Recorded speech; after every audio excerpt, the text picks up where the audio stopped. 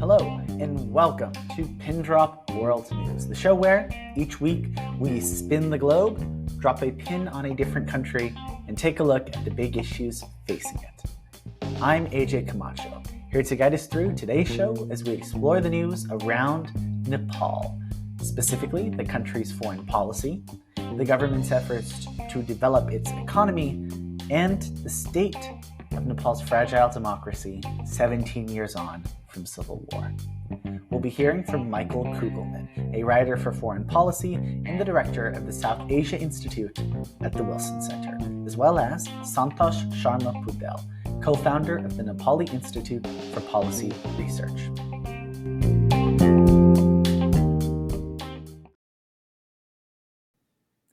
Now, before we get on with today's episode, a couple of notes. First of all, if you're seeing this on YouTube, congratulations! This is our first ever YouTube video for PINDROP. And if you're listening on podcast, well, yes, you can find this episode on YouTube as well. The difference, well, you can probably figure it out for yourself.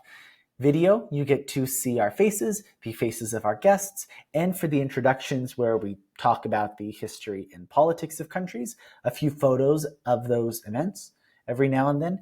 But besides that, it's really just that podcast, well, it's a little bit more mobile than the YouTube video is. So if you'd prefer one or the other, take your choice. It's all the same to us. The other note is that even though we are doing this episode on Nepal right now, we are not blind to the fact that world news is captivated by the ongoing Israel-Hamas war. And in fact, right now, whether you're watching this on YouTube or listening on Spotify, Amazon Music, or Apple Podcasts, we also have a bonus episode out where we talk with political scientist Dr. Janab Tutunji about the security implications and the regional politics that are being affected by this ongoing war. We're actually doing a series of bonus content episodes about this war. We're already going to be speaking with Dr. Ned Lazarus of the George Washington University. Myself and Diego will be, and possibly more episodes on that to come. Right, that stuff out of the way, let's get into the episode. Before we get into the news, though, it is country profile time. We don't expect you to know everything about Nepal. We certainly don't, even after this week. So here are some fast facts. Its capital is Kathmandu. Its official language is Nepali. Its currency is the Nepalese rupee. Its president is Ramchandra Poudel. Its prime minister is Pushpa Kamal Dahal. It has a population of 30 million people, and its dialing code is +977. Now, you've also probably already heard the fun fact that Nepal is the only non-rectangular world flag. But did you also know that as a percentage of its population, it has the greatest Hindu population of any country? Although India, its southern neighbor, has 94% of the world's Hindus, Nepal is more than 81% Hindu, making it, again, per capita, the most Hindu country in the world. Now, let's get into a rundown of the country's history and politics. In the 18th century, Nepal's first monarch, King Prithvi Naraya Shah, called the country a yam between two boulders, referring to its position between China and India. Well, much has changed since then.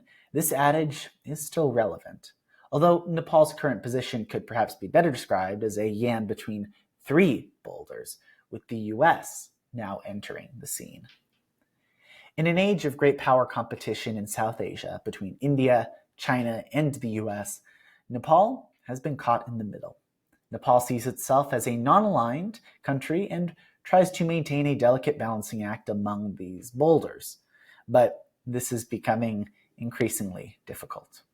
For one, India considers Nepal to be within its sphere of influence, although some developments in recent years have caused tension with Nepal. India has long been a source of investment and trade and played an important role in bringing about a peace deal between the Nepalese government and Maoist insurgents towards the end of its civil war in the early 2000s. However, in 2015, Nepal faced an unofficial blockade that many felt India was complicit in. 3 months earlier, Nepal had adopted a new constitution, which was negatively received by its ethnic Madhesi minority, who largely live along the Nepal-India border and felt that they were not given enough representation. The Madhesi staged protests, where they blocked some entry points for trucks carrying vital supplies. Further, Nepal accused India of being complicit in this blockade and blocking their own transfers of supplies, triggered by their discontent with the new constitution. India did indeed express discontent with the new constitution and put forth a 7-point demand for amendments a few days after it was promulgated. As for why India was discontented, some would say that they did not wish to see ethnic instability in their neighboring country, while harsher critics would call it an attempt to exert control over Nepal's affairs. While India denied imposing a blockade, very few supplies were getting in across the border. And while Nepal no longer faces an unofficial blockade, this has been a source of discontent with India. Additionally, Nepal and India faced border disputes in 2019 and 2020. In 2019, India released a new political map, which Nepalese officials claimed was incorrectly drawn, leading to anti-India protests. The Nepalese government then released its map, which showed certain Indian territories as Nepali.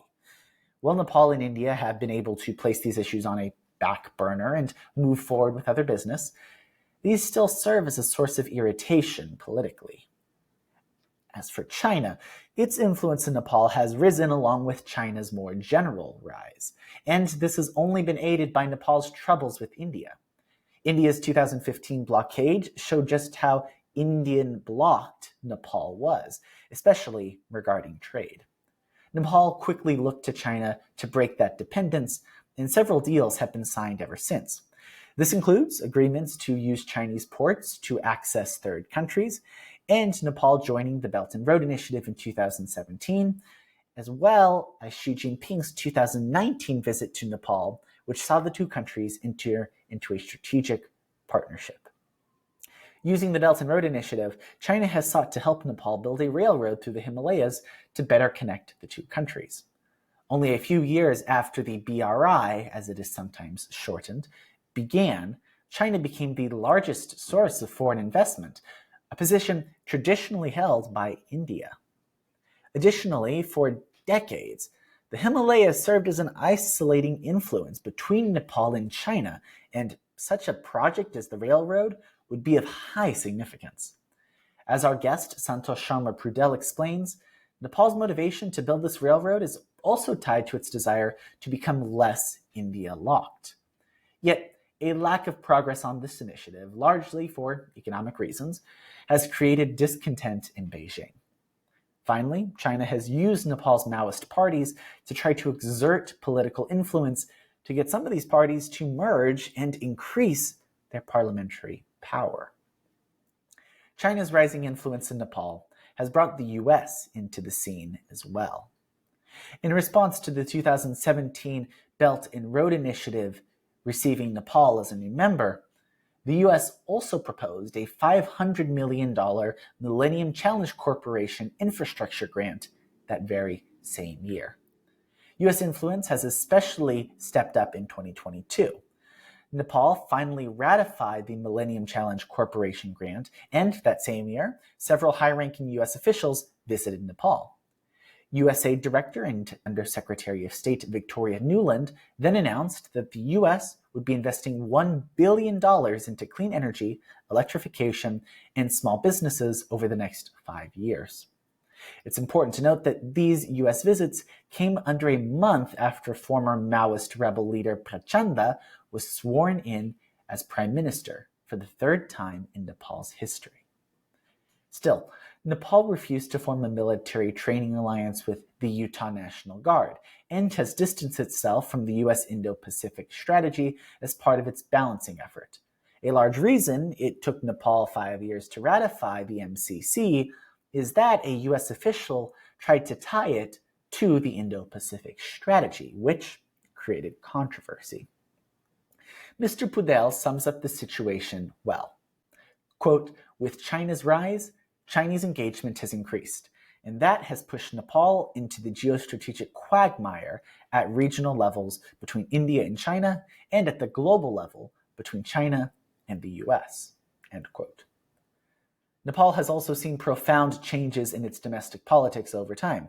A common theme has been attempts at democracy muddied by parliamentary inefficiency. Until the 1950s, Nepal was ruled by the authoritarian Rana dynasty, who reduced the monarch to a figurehead. However, the years leading up to the 1950s saw a growing nationalist movement that would work with King Tribhuvan to try to remove the Ranas from power. After growing tension, King Tribhuvan, with Indian support, succeeded in removing the Rana regime in 1951. This would be followed by a democratic constitution, but with ultimate power lying in the monarch. Yet this attempt at democracy was short-lived. Feeling the democracy was run inefficiently, the next king, Mahendra, dismissed the cabinet and announced the formation of a partyless political system called Panchayat in 1961. Another change would occur in the 1990s due to a mass multi-party movement that brought an end to this absolute monarchy and a new constitutional monarchy with multi-party democracy. However, this success was, again, short-lived.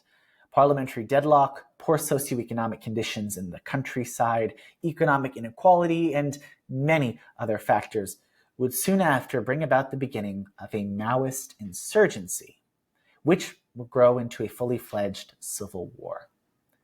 In 2005, King Gyanendra decided to dissolve parliament and take absolute power. This was a brief power grab, as Gyanendra gave up absolute power in 2006 after mass demonstrations. That same year, the civil war came to an end, and 2 years later, Nepal would go on to be declared a federal democratic republic, and the monarchy would be abolished.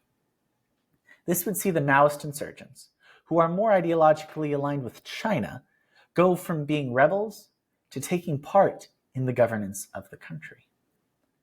Nepal's democracy has been successful on paper, but it's not without its shortcomings. As our guests will expand on more, while the country has maintained free and fair elections, it has largely seen three men dominate the political process. Current Prime Minister Prachanda of the Communist Party of Nepal, Maoist Center, there are several communist parties in Nepal, KP Sharma Oli of the Communist Party of Nepal, Unified Marxist-Leninist, and Sher Badra Debua of the Nepali Congress. At the same time, Nepalese parliamentarians have been criticized for forming coalitions for the sake of gaining power, rather than out of a sense of common interest for the country's vision. As we have seen, Nepal has a history of parliamentary shortcomings that have contributed to profound changes, whether a royal coup or a civil war. This time, parliamentary shortcomings have contributed to rising discontent with the way things are run, which have played a role in two matters: rising Hindu nationalism and rising independent political movements. As Hindu nationalism has risen in India, along with the BJP party in that country, it too has increased in Nepal, which is a Hindu-majority country. This ties into a sense among segments of the population that Nepal's secular republican constitution has not delivered. There is also a movement to reestablish the monarchy, although it has not gained significant momentum. Additionally, the last Nepalese election saw the success of independent politicians, including the victory of political outsider and rapper Balan Shah in the mayoral elections of Kathmandu. Now, we will proceed to our guests. First, we will speak with Michael Kugelman, the director of the South Asia Institute at the Wilson Center. And after that, we will speak with Santosh Sharma Poudel, the co-founder of the Nepal Institute for Policy Research. Our guests will expand on Nepal's tricky geopolitical balancing act, its economic development, the state of its democracy, and more.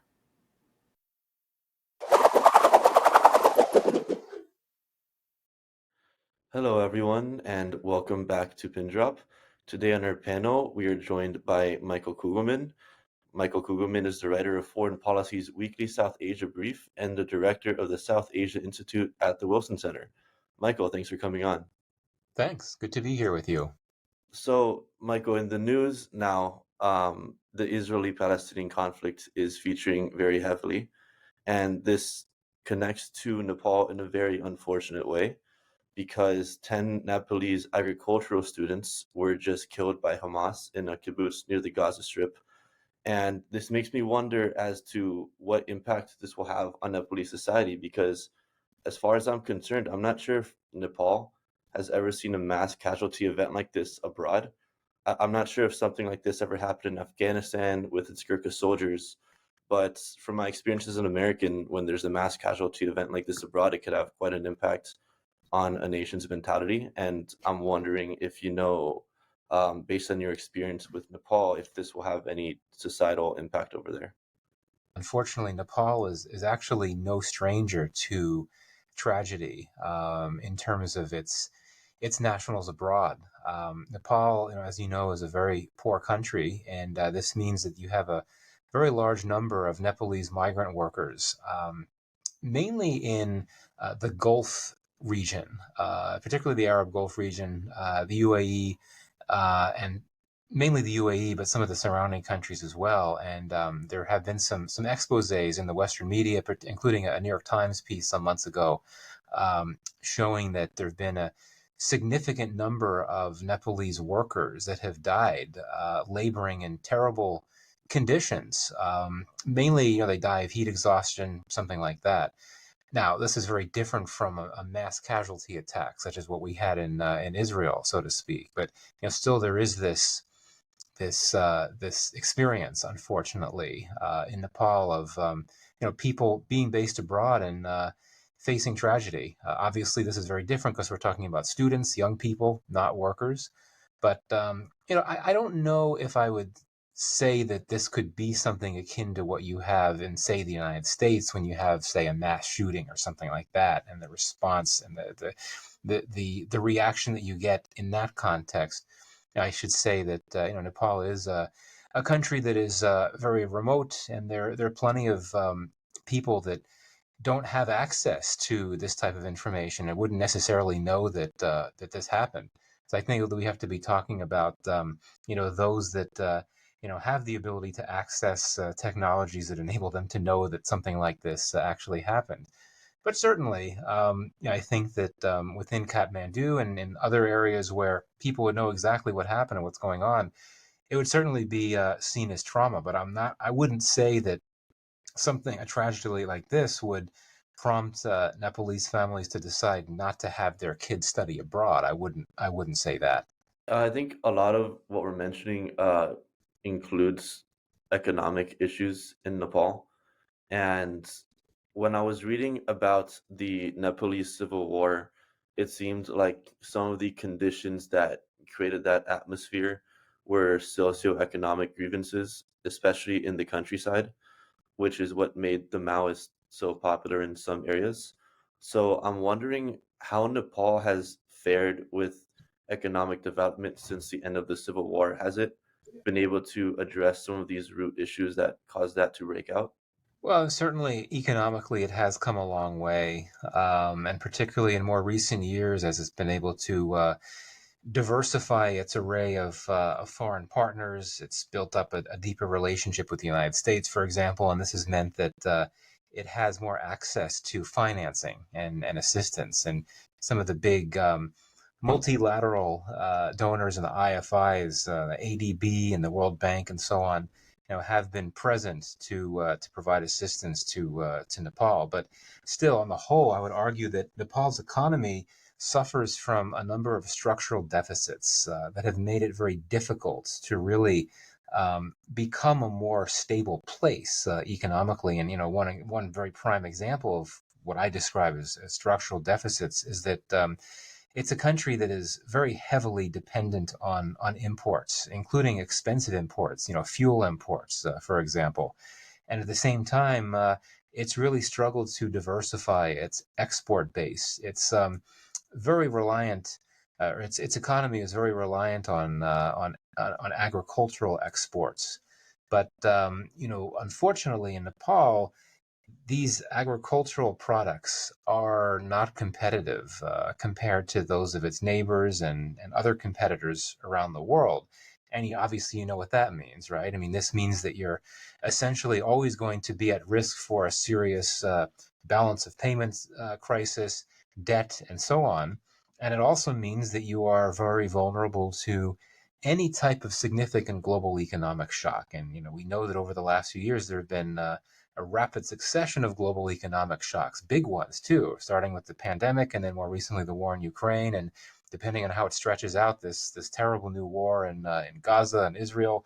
You could have a series of shocks that raise global oil prices, and this means that the effects of those shocks will play out particularly acutely in Nepal, as they have. I mean, we've seen around the world in so many countries over the last year or so, high inflation, high commodity costs, and countries facing more debt. It's been happening in a lot of places, but Nepal has had a particularly difficult experience with this as well. Not on the level that its neighbors Pakistan or Sri Lanka have, for example, but still, it has been hit hard by these issues. And making things worse is that Nepal was one of the countries in South Asia that was most hard hit by COVID. It experienced a particularly horrific, deadly wave at one point during the pandemic. So yeah, unfortunately, the economy is really not in very good shape, and it really is, I would argue, at the end of the day, one of the least developed countries in the world. It sounds to me when you talk about these sort of prime economic problems, it to me sounds like it translates to geography at the end of the day. It's a small country that's very mountainous and that's landlocked. That's part of the reason it can be hard to export things. That's part of the reason you can be so reliant on imports. You don't have as much agricultural land, for example, and as much space. I know Kathmandu, there's often talks about the sort of flat area that it's on being too small for the population boom it's seeing. It seems to me like it might come down to geography largely in a way. I don't know if you all agree with that or not. Yeah, no, I think that's a very important point. You're right. It is a landlocked country. It's on very rugged terrain, and a bigger issue here is that its neighbors in the broader South Asia region is simply not very integrated, not very connected. You just don't really have very good. You don't really have any good infrastructure at all, particularly in terms of enough good roads, bridges, rails, and so on to allow Nepal to be better connected to its neighbors. And so, for that reason, traditionally, Nepal had been very reliant on support from India, which I think that for many years was probably its closest partner. And India had been a significant source of economic support. But because there's so little trade that goes on within South Asia, that I think just prolongs Nepal's economic challenges. I mean, we are starting to see a bit of a shift for the better, in my view. One of the big good news stories to emerge from the region in recent months, and there aren't that many good news stories, but one of them is a lot of forward movement on a new electricity sharing arrangement involving Nepal as well as India and Bangladesh. And Nepal, as you know, it's very rich in hydro supplies. It's a very relatively water-rich country, and so it's been able to partner with Bangladesh and India, which provide their own comparative advantages in this scheme. And this has been good because it helps strengthen connectivity prospects. And I do think that one could argue that if Nepal were in a position to be able to enjoy more commerce and access to markets in its immediate neighborhood because of better connectivity, that could really bring big long-term boost to its own economic growth. And I think it's important that we're talking about these issues about Nepal's economic struggles and its geography because I think these things both really come into play concerning great power competition and over the region. I mean, in recent years, we've seen sort of this tragic nexus where there's border disputes with India, and there was a blockade, I believe, in 2015. There's also been rising Hindu nationalism within Nepal. Meanwhile, China's Belt and Road Initiative has stepped up, and it seems a bit concerned over the lack of progress on railway construction over the mountains, whereas the US in response has increased its courting of Nepal, as you wrote about in foreign policy, and provided a big grant in 2022. So how do you think these relations will change in the future, and how do you think this will tie into Nepal's economic struggles? Nepal's foreign policy and its foreign policy interests are very different now. They're much more, I should say, than they were in previous decades, and that is because Nepal didn't really have much of a foreign policy in the sense that it was focused on ensuring good relations with its small number of friends that it had, particularly India. And then, of course, there was that decade-long period where it was plunged into this terrible civil war. But since then, since 2006, when that war ended, we have started to see a shift in that it has sought to strengthen its relations with the broader neighborhood, which again is difficult because the neighborhood is not very easy to access. There's not much connectivity. But I think that Nepal has really been a sort of impacted, I guess, passively in a sense that it sort of has been sitting there as this great power rivalry has been intensifying on so many levels. Certainly, India-China rivalry, as well as U.S.-China rivalry. And Nepal, I think, finds itself in a position that many other countries in South Asia do. Most of the governments in South Asia are non-aligned, meaning that they try to keep themselves out of alliances. They try to maintain flexibility so that they could have relations with as many different powers, including competing powers and players, as they can.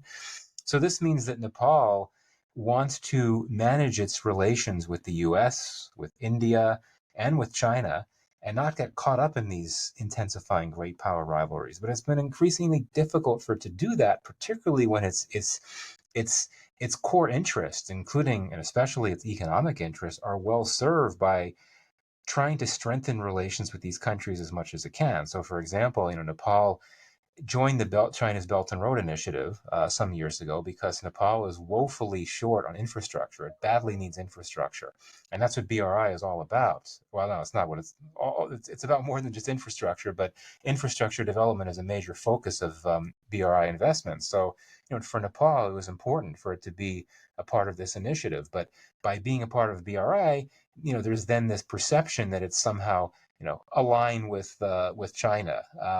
Hence, then you come to the very interesting story of the Millennium Challenge Corporation grant, the MCC grant that was gifted to Nepal a number of years ago. It's an infrastructure grant. Again, Nepal really needs infrastructure. But this MCC grant became very controversial in domestic politics in Nepal because some years back, a senior U.S. official had explicitly linked this MCC grant to the U.S.'s Indo-Pacific strategy. And the Indo-Pacific strategy is something that is meant to counter China, even though if U.S. officials would never say that publicly. So that then meant that Nepal risked that, by embracing this infrastructure grant, by taking it on, it could be perceived as jumping into the U.S. camp, which is not what Nepal wants. And it's actually several years that went by when the parliament in Nepal refused to ratify the grant for that very reason, which is a tough thing to do because it really could benefit from that infrastructure assistance. The last few months, Nepal ended up signing on to it, but it's very interesting that just a few weeks after Nepal ratified that grant, Prachanda, the current the current prime minister of Nepal, he took a trip to Beijing. And what came out of that trip to Beijing? A number of new agreements, including one that pledged to intensify or accelerate progress on BRI. So here's Nepal trying to do everything it can to ensure access to badly needed infrastructure, but in so doing, it risks putting itself in a position where it could get caught up in these great power competitions that it does not want to be a part of. So it's clearly a very difficult balancing act for Nepal to pull off in its broader foreign policy. But I think it's important that we not soft pedal the challenge and the difficulties that Kathmandu faces in trying to stay above the fray of these great power competitions, especially as they intensify more and more. And there's some pretty powerful tools at play here. I mean, that can be wielded as leverage. China has BRI; it knows how much Nepal needs infrastructure. And the U.S. with the Indo-Pacific strategy and the various tools associated with that also focus on infrastructure development. I mean, the specific MCC grant for Nepal, but also tools like the Development Finance Corporation, which is a U.S. government agency that sponsors or is meant to sponsor new infrastructure projects, mainly focused on clean energy infrastructure in countries across the Indo-Pacific. And again, that's something that Nepal really would like to have, so to speak. So it really is a challenge for Nepal, but as I think you suggested, to this point, Kathmandu has succeeded in balancing all these relations and remaining non-aligned. And earlier in our discussion about Nepal's politics or foreign policy, I'm happy that Prachanda and the Maoists were mentioned because pretty predictably the Maoist party seemed to favor China more. And during the Civil War, the US was pretty vehemently opposed to the Maoists and offered support to both kings who ruled Nepal during that war. Um, and now, of course, the Maoists are a strong political force with Prachanda, who is the leader of them during the Civil War, being the prime minister. So I'm wondering, how will the future status of the Maoist parties affect Nepal's ability to continue to be a neutral party between this increasingly difficult balance of three powers? And for that matter, the additional fact that like the center Maoists are willing to work with the Nepali Congress. For me, one of the really interesting case studies looking at this question of the leftist parties against the backdrop of great power competition. We know that the Maoist parties are, to a significant degree, ideologically aligned with China. And China knows that. And China would feel that its interests in Nepal would be better served if these Maoist parties were in a position of power or influence.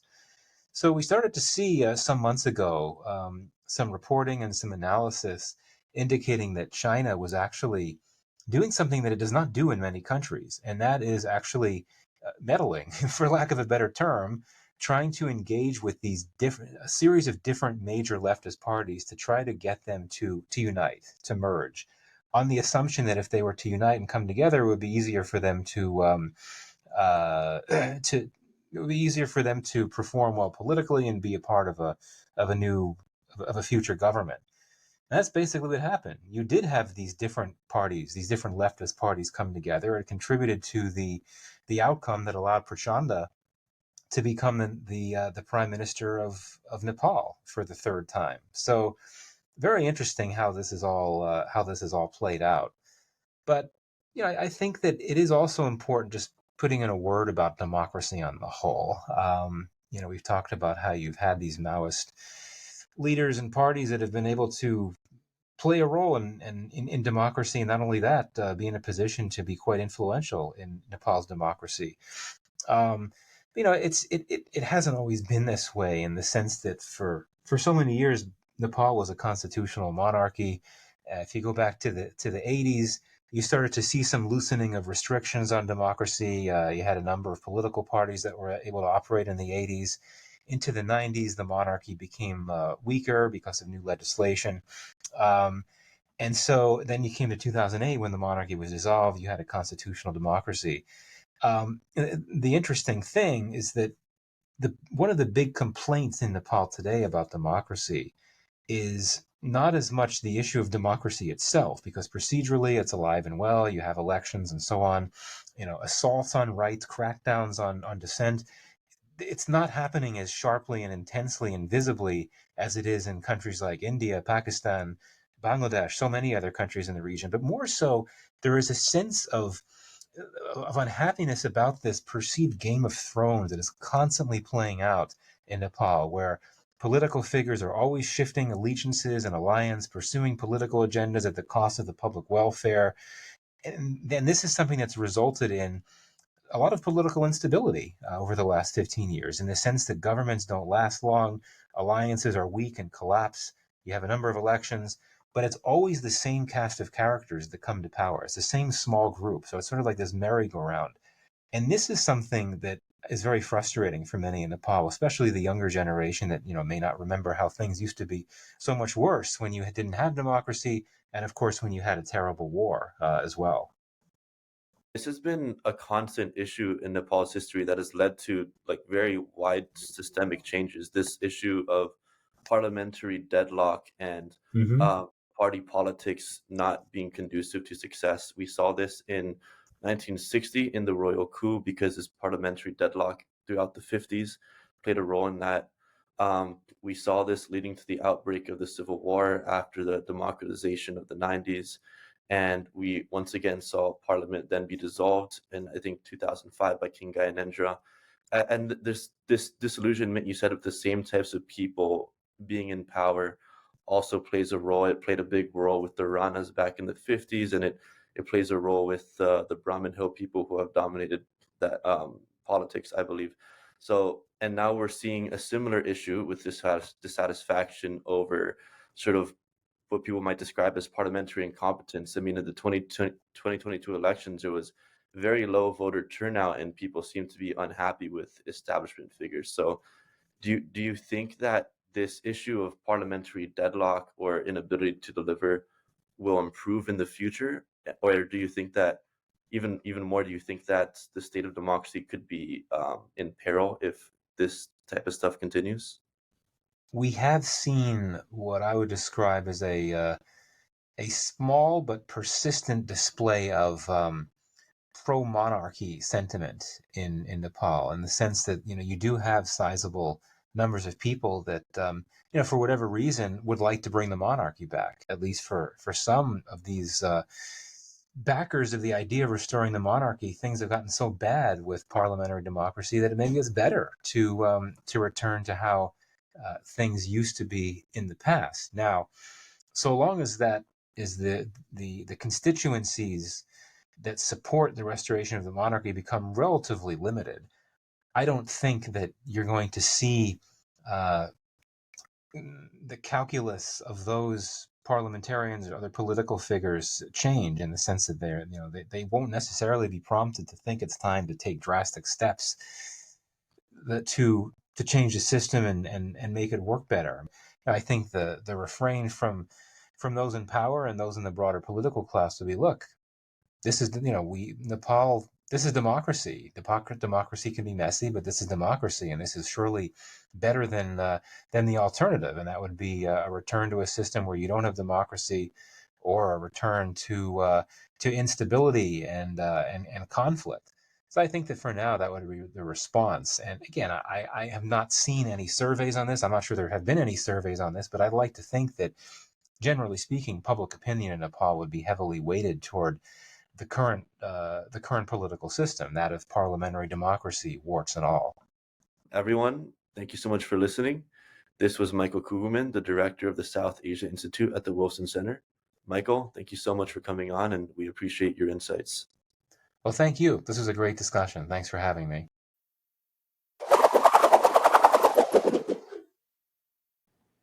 Now we will go to our next guest, Santosh Sharma Poudel. Santosh is a foreign policy analyst based in Nepal and the co-founder of the Nepal Institute for Policy Research.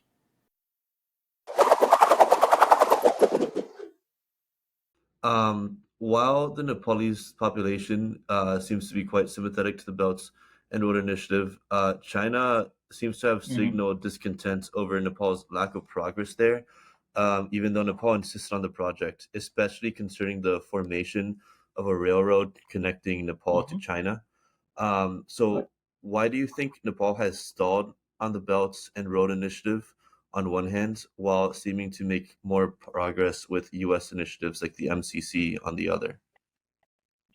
But I think part of the reason why Nepal has not been able to implement any BRI project is the projects that we have selected, of which the Trans-Border Himalayan network, rail network, is the key component. That is massive, aspirational, but then that's a very political project rather than a economically calculated project to start with. I think it's like a dream that Nepalese political leaders always had when they thought of Nepal's sovereign decision making. I think it kind of symbolizes that. It also the railway network that we have talked a lot basically symbolizes at one level that Nepal is not India locked, that Nepal can exercise its sovereignty and it can access other countries without having to deal with India as well. So in that sense, it's a very political project. However, I think that there are technical difficulties with constructing that, and it's not insurmountable, but the cost will be huge. I think even the generous estimates of the cost ranges around 7 to 10 billion US dollars. Now, for a country with GDP that's roughly around 35 USD, that's a huge undertaking. I think together with that comes Nepal's expectations that China will provide some grant to build that as a gift. However, I think what we have seen with most of the BRI projects, China is not very keen on building the BRI projects on grants. It's mostly loans, and even the loans that China has provided are less attractive than the concessional loans, for example, that the World Bank or ADB provides. Right? I'd like to focus as well on Nepal's relations with India, which have soured in recent years. As you mentioned earlier, India imposed an unofficial blockade in 2015 in response to Nepal's new constitution, and tensions rose over borders agreements in 2019 and 2020. Right. What would you say the status is of Nepal-India relations, especially since Prachanda has taken office? Because he did meet Modi soon after that, and they seem to make progress on some smaller issues. One very unique nature of Nepal-India relations is that it's so multifaceted, multidimensional, and the scope is so huge that no matter how badly it goes, there is a certain bottom on which, after which it will spring back again to normalcy. I think that's what we saw in 2015 with the blockade. It was at a nadir. I think that was one of the lowest points. And then with 2020, when Nepal made the constitutional amendment regarding the disputed territory, again, it was at another nadir. But as was as usual in Nepal-India relations, I think 3 years down the line, that issue remains, but that has largely been on the back burner. So in that sense, the relations has returned to normalcy. I think Indian influence has again increased a bit, especially when it comes to India in the last few years. Indian influence, especially the RSS influence, the Rashtriya Swayamsevak Sangh, which is the ideological reference to Bharatiya Janata Party, its influence has also increased in Nepal. So that Hindutva ideology that has been going on in India since 2014 with BJP's victory, even that has seeped into Nepal. Right, and you did speak about this rising internationalism in Nepal, which is the topic I want to transition to as we move towards domestic politics. And this is an issue you have written about too, which and it's an interesting occurrence because Nepal seems to have become more secular, especially since the 90s, at least formally, in its constitution. So what do you think is behind rising internationalism in Nepal? And do you think that it has the potential to change Nepalese-Indian relations in the future?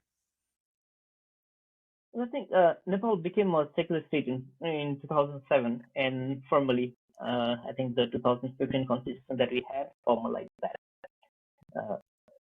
as a secular state. However, I think Nepal has been a Hindu state for a really long time, and to certain sections of population, that is how it used to be. And with I think more than 80% of the people following Hindu religion, I think there was always that, even though Nepal was declared legally a secular state, I think in practice, Nepal was still a culturally Hindu country. As in, I'm just making a distinction there between religiously Hindu and a culturally Hindu, because in terms of practice, for example, our secularism was a limited kind of secularism in the sense that we define secularism as accepting of all religions, but preserving the religion that has been passed on since a long time, which was basically another way of saying Hinduism. Now, to start with, I think secularism was never among the core agendas of the Maoist insurgency. I think this was an agenda that gained momentum towards the end of that particular revolution that we had. And then for a lot of people, they felt that it was just inserted when there were other changes, political changes or political demands that were going on. And for a lot of them, they felt it was not our own idea per se, but it was inserted there by the Westerners who wanted to promote largely Christianity in Nepal. So that being the thought process among quite a few of the general population, but then I think the leaders were aware of this, but still, I think they went along. The problem started when I think the new system, without the king, the secular republicanism, could not deliver what most people expected the new system to deliver, which was development, economic growth, more jobs, which is basically the bread and butter issues. That the new system, it appeared that didn't make much difference to people's lives. So in that sense, again, more people, I think even more people started to go back to that nostalgia, whereby there used to be Nepal is a Hindu nation. At least they had their identity that they could identify with. And with the secular nation, their identity was gone, their lives hadn't improved as they expected. Probably that's why that Hindu nationalism, which was just under the skin, began to resurface. We had democracy in the sense that there were 2 elections, and since 2015, the 2 scheduled elections has happened on time. However, I think one issue that Nepal had in terms of the mentality or in terms of the social structure is that it used to be a very feudal society. It still is a feudal society. That is why the mindset of a lot of people, even though the political practice is democratic, the mentality is still quite feudal, in the sense that, for example, the intra-party democracy is largely unheard of.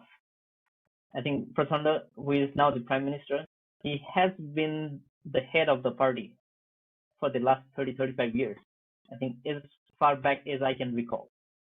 Even within NC, Nepali Congress, there is little democracy. In that sense, we are practicing democracy without really internalizing what democracy means, or what democratic practice means, or what institutionalizing democracy means.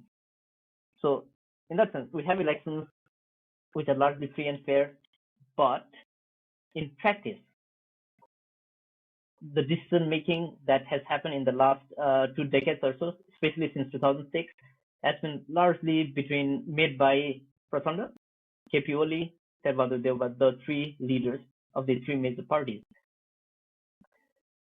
which in effect is not a very democratic practice, right? And with regards to, again, coalitions and stuff, I think Nepal is unique in the sense that the communist parties have found no qualms about getting in coalitions with other non-communist parties. Actually, I think communist parties have found it more difficult to be in a coalition with other communist parties. So it's interesting in that sense that Nepali Congress has largely had governments with Maoist, with CPN-UML, or with some even rightist parties. I think another reason why I think the parties have less qualms with having this sort of coalition is these coalitions are largely tools to get to power and then exercise power, more than to deliver certain policies for the people. That is why we had a lot messy governance in the last, despite the political changes we had, the governing system has barely changed. what reforms do you think can and should be made in order to improve the functioning of Nepal's democracy? I think another positive change that we saw in the last election was we saw the emergence of new parties. I think Rashtriya Swatantra Party, which was established, I think, 3 or 4 months before the election, was able to become the fourth largest party, almost as big as the Maoist party led by Prachanda. And this has given a good scare to the traditional mainstream political parties that, unless they improve upon their work, chances are in next elections they could all be set away. I think we saw a hint of that in the local elections as well, especially for the election of the mayor of Kathmandu, which is the capital city.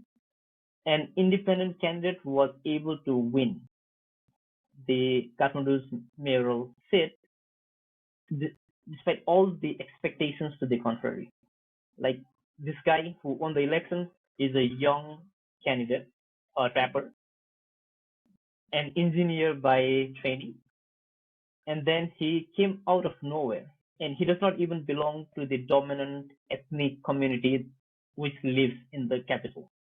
People were frustrated at the status quo of them electing certain leaders, but then none of them delivered. I think another policy intervention which could be done is, and which happened a bit in the last election, was I think the overall cost of election was brought down by limiting the number of days that parties could campaign, the kind of activities that parties could engage in to promote during that period. And when the cost is lower, more manageable, more capable people apparently tend to be the nominees that they came forward either as independents or even from political parties. In that sense, I think reducing the cost, which is I think for in Nepal, which was getting out of hand, especially because for a few traditional parties they are used to distributing money or goods to the voters during the election season. Nepal's diplomatic partners have a role to play as well in terms of keeping a continuous vigil in what the government or other local government bodies are doing. So, where do you see the direction of Nepal's foreign policy and domestic political changes going in the next few years?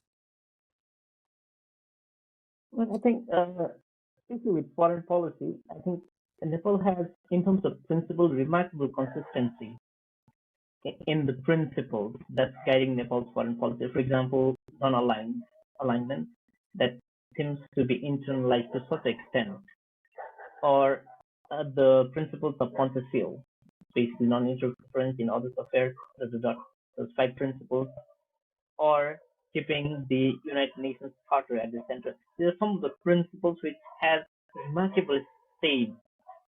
In practice, however, I think a lot of things are less rational in the sense that I think the geopolitical context that is manifesting itself might look quite calculated from outside, like Nepal is trying to balance and so forth. But when you look at it from inside, it interacts with personal interests of certain leaders at certain times. It interacts with the kind of relationship that certain leaders want to have with the general public at certain times.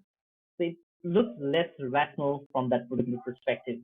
So in terms of practice, I expect Nepal's foreign policy to be as muddy, is not exactly directionless, but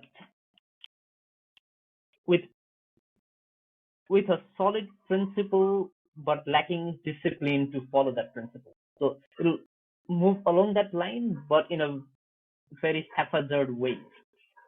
And I think another thing that I see happening in foreign policy is Nepal continuing to being reactive rather than being proactive in terms of charting its own path. I think we have seen that with, for example, the MCC debate. Things happen, US puts the pressure, and then Nepal responds. Even with BRI, we signed, but then now the Chinese is putting pressure for us to implement, and then we're trying to see what we can do about it. Or with India putting the blockade, and then only Nepal realizing that Nepal needs other alternative ports as well to connect with the rest of the world if it wants to maintain sovereignty to a certain extent. So I think that will continue as well. The reactiveness will continue as well, because with the current crop of leaders, I hardly see anybody with the vision to work in a more policy-oriented way. The good part, however, is because there are a few power centers here within the political parties, and their opinions about global matters are different. I don't expect any radical change in one direction or the other. So I don't expect Nepal to tilt heavily towards India just because Dewa comes to power, or Nepal to tilt heavily towards China because Oli comes to power. I think their domestic power sources is limited in the sense that without the other coalition partners, they're unlikely to get things done, and that will keep their worst instincts in check. So in that sense, I think I just see Nepal stumbling along as it's going on for the last 15, 20 years. I think in domestic scenario, it's more difficult to say what will happen, let's say in the next election itself. The kind of election we had in 2022, which was like about 9-10 months back, it was something that not many of us saw coming. We could sense that the frustration is peaking, but then we don't know what sort of alternative force would these new parties form, or what sort of policies would they have, because contesting elections, catching on the anti-populist wave is great, but then translating that into real political power, political policy is difficult. And whatever we have seen in the last 8-9 years, we still are not sure what sort of political parties this new force will become. So part of what happens in the next few years will depend on whether this new political force can come together and, very importantly, remain united, because we have seen some alternative powers before which withered away very soon. And then whether the current government or the mainstream parties deliver even at the minimum level. So I think a lot will ride on that. So it's really difficult to say how the next few years will pan out at domestic level. Everyone, thank you for listening. Today we were joined by Santosh Sharma Poudel. He is a foreign policy analyst based out of Nepal and the co-founder of the Nepal Institute for Policy Research. Santosh, thank you so much for joining us, and thank you for your insights. Thank you.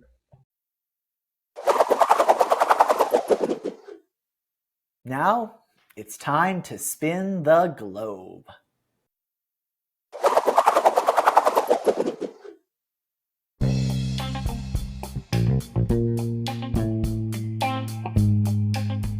And our pin is dropped on Turkey. So make sure to keep an eye out in early November to hear the latest news, insights, and analysis surrounding Turkey. Why early November? Well, that's because this is the final episode of our Pin Drop Season 3. Thank you so much to all of our fans and anyone who has listened in throughout the season. We will be providing, as mentioned, a mini bonus series on the Israel-Hamas war in the meantime, and Nicholas Castillo, one of our co-producers, is working on an episode on Poland that might come out in the interim as well. If you want to make sure new episodes of Pin Drop are downloaded directly to your device automatically, make sure to follow or subscribe on your podcast app. To be notified of when new episodes come out on YouTube, make sure to also click subscribe and ring that bell. Our guests today were Michael Kugelman and Santosh Sharma Poudel. I am Asia Camacho, executive producer and anchor here at PINDROP. Diego Austin was the chief producer of today's episode, and Nicholas Castillo is our associate producer. PINDROP World News was created by Ian Kearns.